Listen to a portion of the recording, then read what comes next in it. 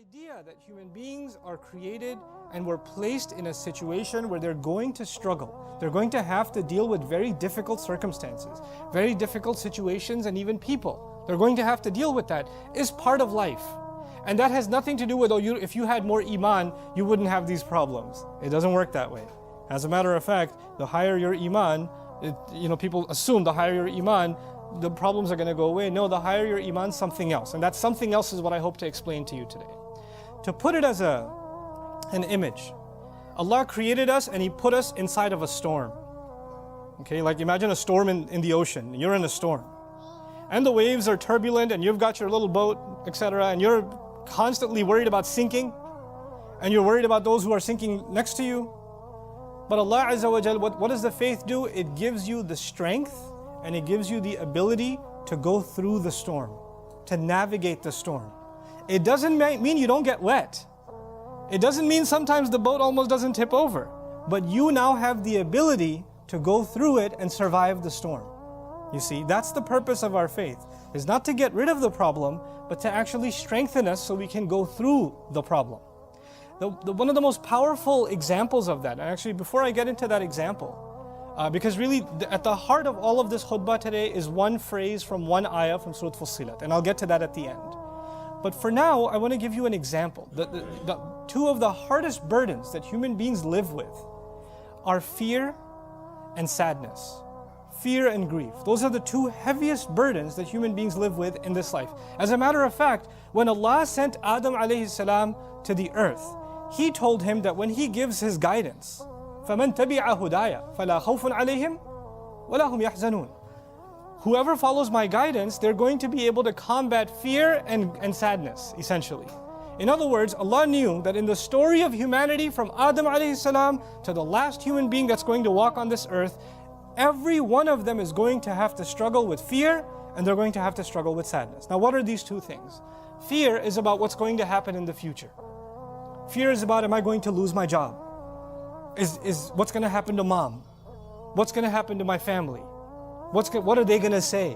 What's going to happen tomorrow? What's going to happen with my exam? What's going to happen with my immigration? What's going to happen with this and what's going to happen with that? These fears about what's going to happen in the next few hours or in the next few days or in the year from now or in the future, these fears are small and big and they're all the time. They're a part of us. You wake up afraid. You're afraid you're going to be late to work.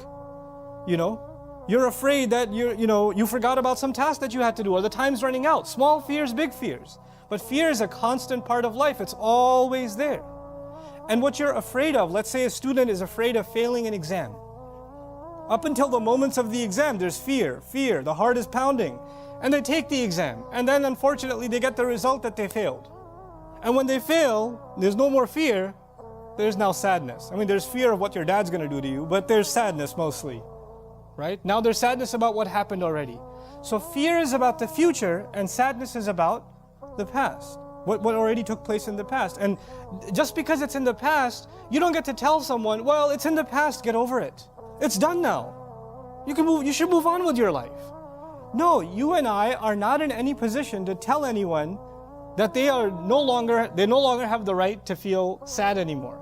Our Messenger sallallahu alaihi wasallam continued to feel the sadness of the absence of Khadija radiallahu ta'ala anha for years. For years. Feeling sad is not a sign that you don't have enough faith. He has the greatest faith of all, and yet he carries sadness. Yaqub alayhi salam lost his son Yusuf alayhi salam. And he carries a great amount of sadness. So much so that he cries so much, ibiyaddat aynahu. His eyes turned white. His eyes turned white out of sadness. But that doesn't mean he doesn't have faith in Allah.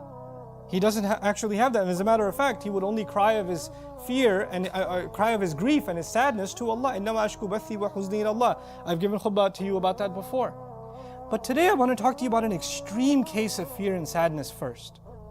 And that's the mother of Musa alayhi salam. I can't think of a more extreme case of a woman who had to do something so incredibly unthinkable.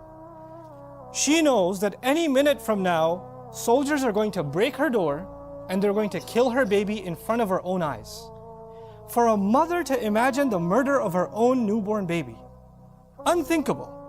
And the only idea she had that Allah put in her is you need to put your child in a basket and put that basket, alqihi fil yam, throw it into the river.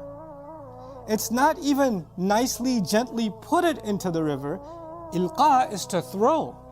Now when you throw something in a river, the river is moving water. When you throw something in a river, it can flip. It's also the case that a basket may not necessarily float. It may get water inside. It may hit a rock. There are animals inside the water. There are all kinds of things. As a matter of fact, when I used to teach the story a long time ago, I used to give the example, when you see a child go even 2 feet near a swimming pool, not even the deep end, the shallow end, a mother will go crazy. She'll drop everything and push people out of the way and grab her baby. There are women that give their babies a bath, in the tub, and they put the water this little. And the baby's like, come on, no, too dangerous, this much is you'll drown. I can't even fit my head in, no, not gonna let you. There's a fear. And this mother has to take her newborn. He can't even crawl yet. He can't even do that yet. And she has to throw this thing into the water. Can you imagine the kind of fear this woman has in her heart when she does that? And when she does that, she can't even look at it and can't even cry and scream, my baby, my baby. She can't do that, because if she does that, the soldiers will know one survived and they'll go after him and kill him. So she has to not even if she looks, she has to look from the side. And then this water is not standing still, it's moving. So this basket is slipping away from her sight to the point where she doesn't even know what happened to it. She has no idea what's happened to it. And now she's living with this incredible, overwhelming sadness. What have I just done? What's going to happen to my baby? And in those moments, Allah Azza wa Jal told her, لا تخافي ولا تحزني. Don't be afraid. Don't feel sadness.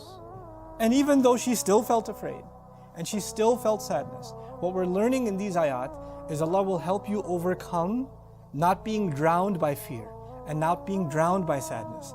He can let you navigate those two feelings. Those two feelings are very powerful. They're enough to drive someone mad. They're enough to drive someone to the point where they don't want to live anymore. It can be that powerful. And yet Allah can give you the strength to overcome what you and I don't have the strength to overcome. This mother, like no other mother, could stand doing that and survive. So Allah says, وَأَصْبَحَ فُؤَادُ أُمِّ مُوسَى فَارِغًا. Musa's mother's heart was, you can think of the imagery as it was bleeding out.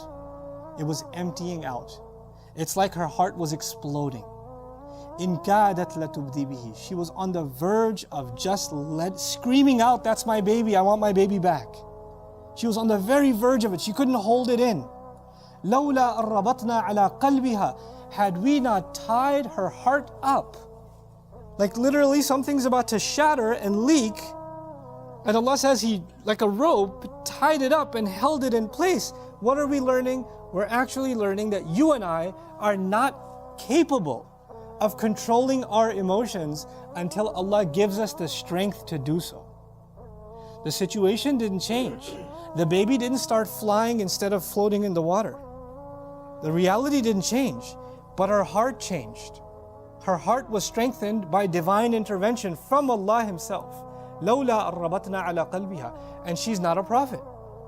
What we're learning in these ayat is that Allah will give you and me a strength to our hearts that we'll be able to overcome the most powerful fear and the most powerful sadness, the deepest kind of sadness.